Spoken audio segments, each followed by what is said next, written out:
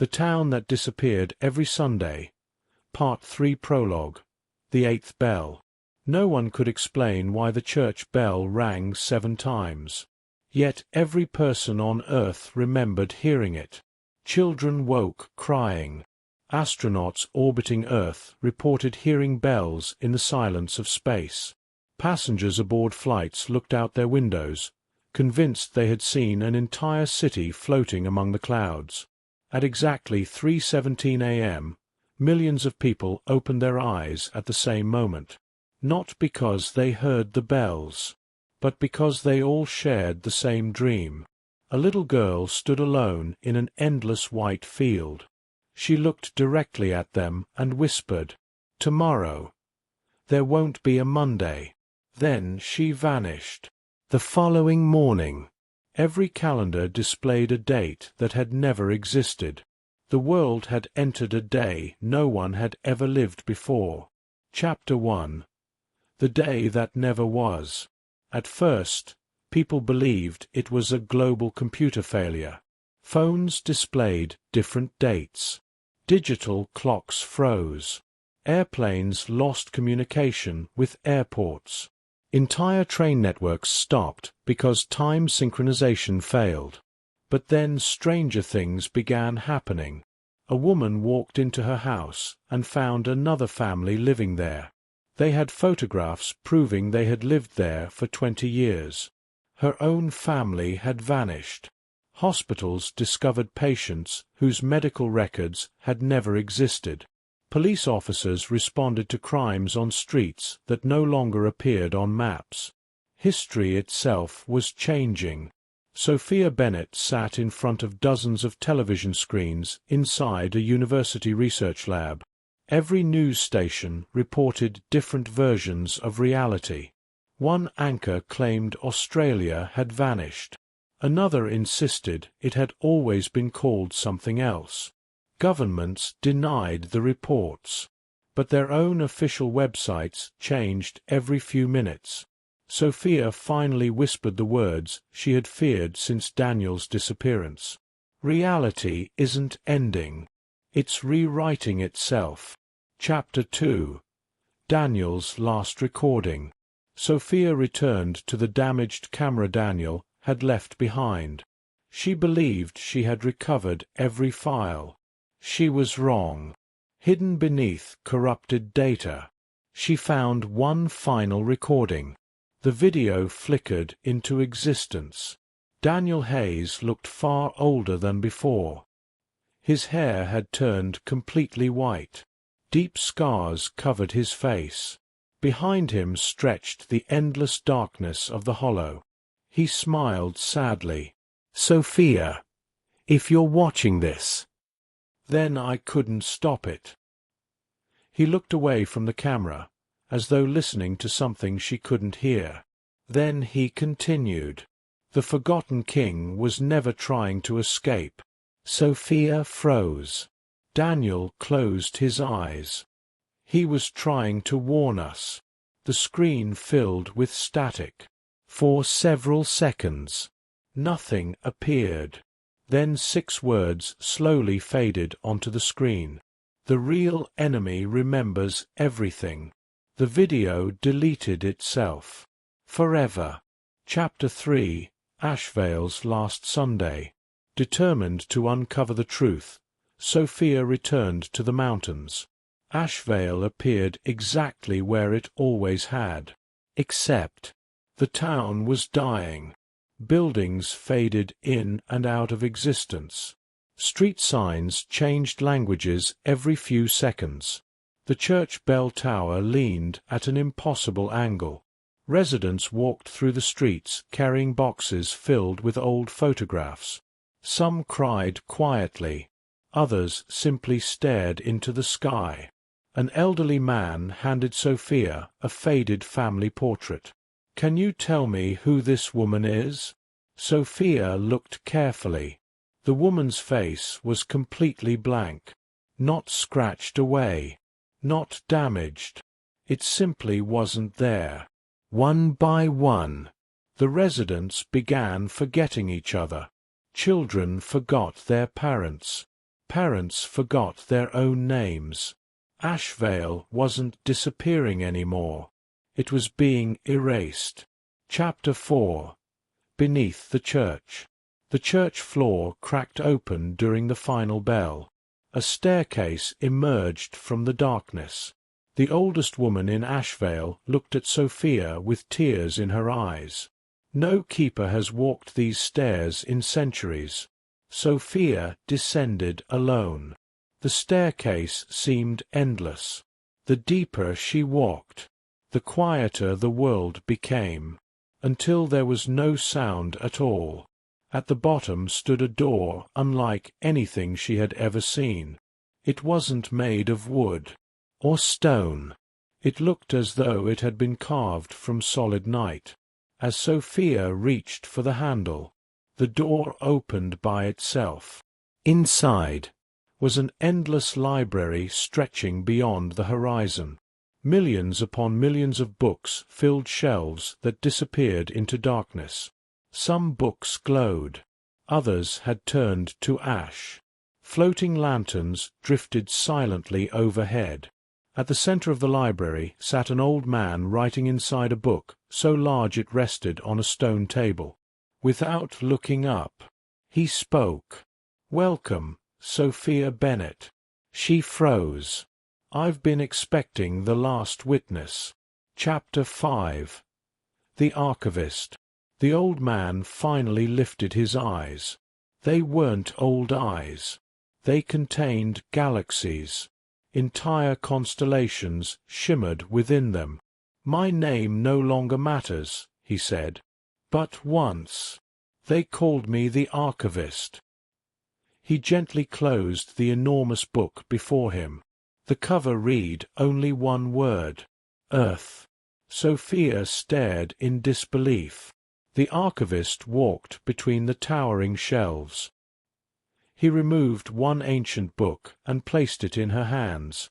Its title was unfamiliar. She opened it. Inside were the complete history, language, art, and people of a civilization that no longer existed. "Where is this world?"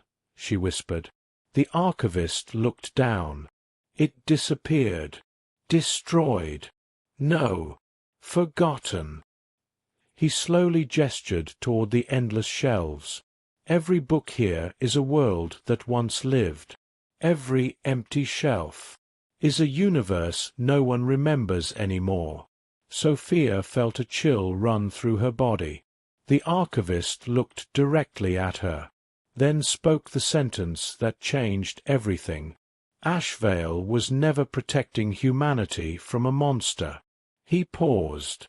It was protecting humanity from becoming one more forgotten story. Chapter 6.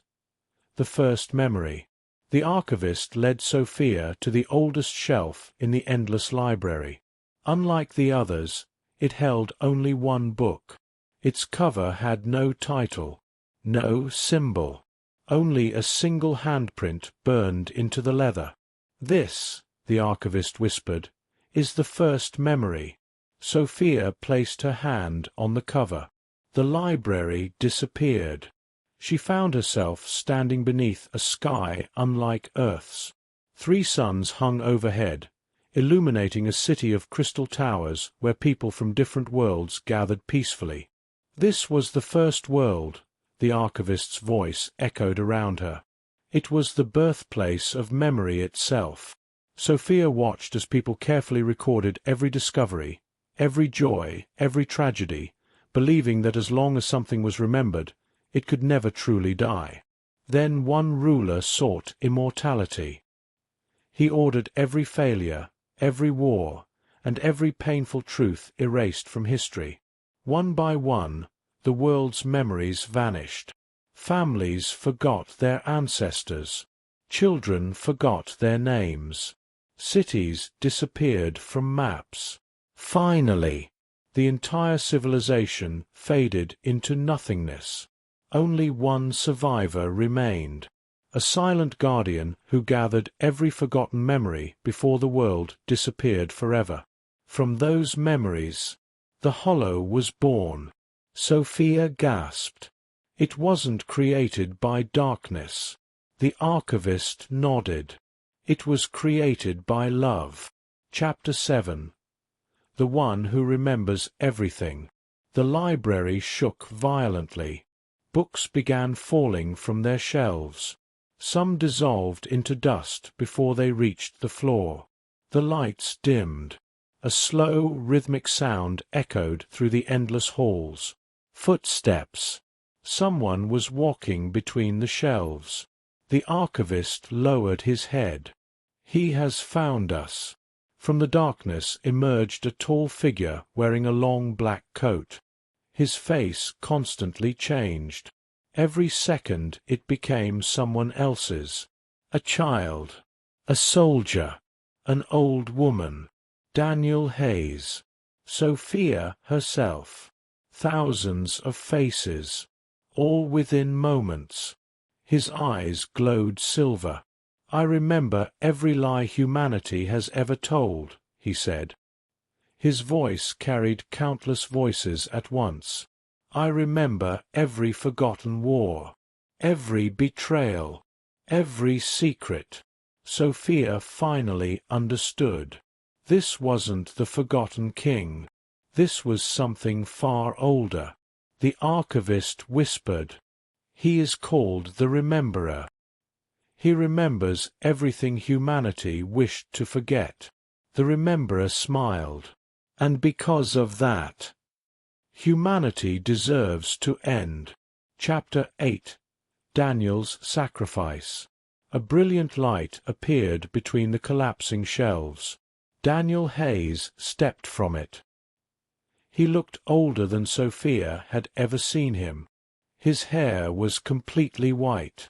His eyes carried centuries of memories. The Rememberer laughed. "You still fight." Daniel smiled. "I made a promise." The two ancient beings collided. The library erupted into chaos. Books exploded into streams of glowing light. Entire histories filled the air like stars. Daniel held the Rememberer long enough for Sophia to reach the center of the library. "There!" Daniel shouted. "The Book of Earth." She ran toward the enormous book resting on its pedestal. The Rememberer broke free. He reached for Sophia. Daniel stepped between them. Without hesitation. He tore every remaining memory from himself. His childhood. His parents. His friends. Even Sophia. They became chains of light that wrapped around the Rememberer. Daniel looked at Sophia one last time. His eyes were empty. He smiled politely, as though seeing a stranger. Then he disappeared into light. Chapter 9. The Final Keeper. The Book of Earth slowly opened. Its pages were blank. The archivist looked at Sophia. "There is no history anymore. The world has forgotten itself. If these pages remain empty, Earth will become another lost book." Sophia realized what had to be done. She placed her hand upon the first page. Every memory she had ever lived, every conversation, every smile, every pain, flowed into the book. Then came memories that weren't hers. Daniel's, the Keeper's, the people of Ashvale, every forgotten civilization. Millions of lives poured through her.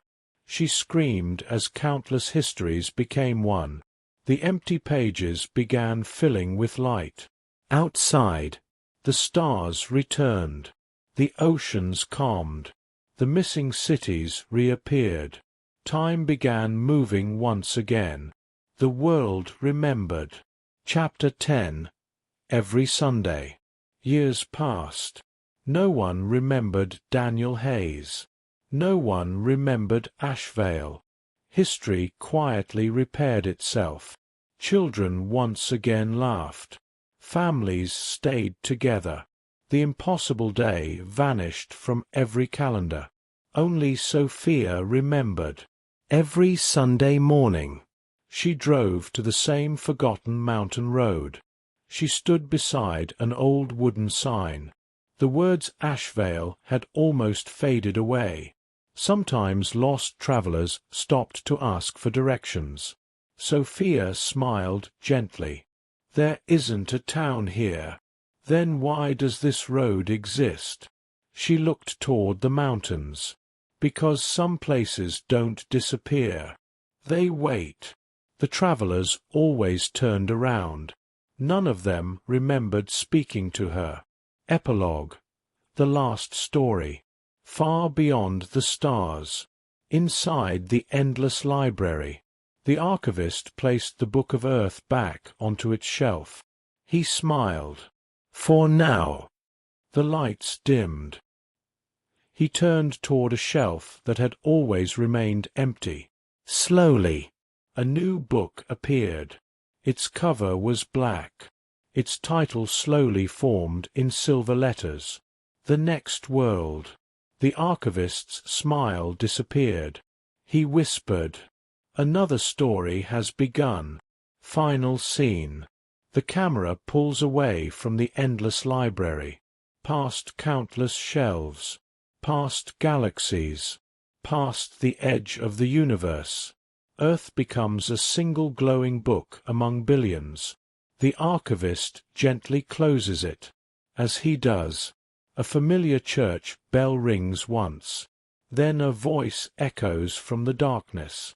Not the rememberer, not the hollow, not even Daniel. A child's voice. Soft, curious. It asks only one question. Who will remember the archivist? When his story ends, the archivist slowly closes his eyes. For the first time in eternity, he has no answer. Fade to black. The end.